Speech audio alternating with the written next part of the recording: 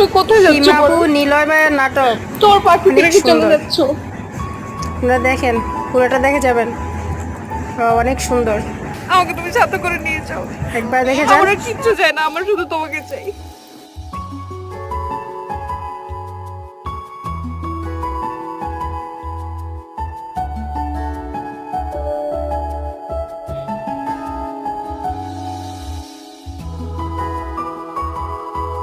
কি হলো?